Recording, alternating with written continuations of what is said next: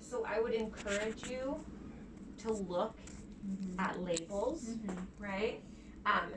1 tablespoon of soy sauce, just 1 tablespoon is 900 milligrams. Wow. So we do not know what we're eating most of the time. Because even I look at things and I'm like, what? That's crazy. Yeah. So pay attention, especially processed foods. Anything that comes in a bag or a box, look at the sodium content. Anything frozen has a lot of salt, okay? So keeping that below 1,500 milligrams. When you eat out, again, a ton of salt, okay? The thing that you can do would be to eat more fruits and vegetables. That can bring down your blood pressure, it can clear up your cholesterol, and it keeps you generally very healthy.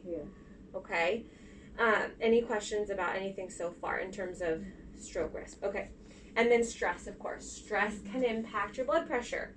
If you're a stressed out person, what we feel our pressure rising and we feel like our blood is boiling, that makes a difference. So having ways to make sure that you have an outlet, to make sure that you're not feeling super stressed out, to breathe, to go outside, listen to music, whatever it is, keep that blood pressure down. So those are the risk factors, and those are right here. So anything I'm saying is going to be written, so I know it's a lot of information to take in, okay? This is methods of prevention. We talked about diet, right? And do you have diabetes? Yes. Well, they say my 3-month number is kind of high.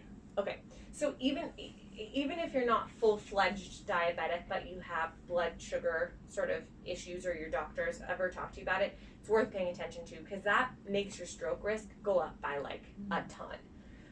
Having diabetes just incredibly spikes your risk. Is there like how is it direct relationship between? Because it immediately increases your blood pressure and cholesterol, which are causes of stroke. Yeah. So the diabetic patient will have a clogged blood vessel. Is that right? They can, or they can just have hypertension like you and have high blood pressure and something ruptures, right? And that can be related to diabetes. So managing your diabetes and your diet is really important, right? Because you want to take care of the root of the, medications, absolutely important every single day, same time, help him manage those. Make sure you have an alarm set, or that you're, really consistent with it, in combination with a good diet, and of course exercise. So right now you're not going to be running laps. That's not where you're going to be, or at the gym just yet. But even doing exercises in the chair, getting your blood flowing, doing the exercises that PT and OT give you, and taking walks, right? Just taking safe walks is going to be important to get blood flowing and oxygenate all the cells, right? So medication, exercise, diet, and diabetes. Those are the kind of very practical ways that you can minimize the risk of having this happen again, right? We don't want this to happen again.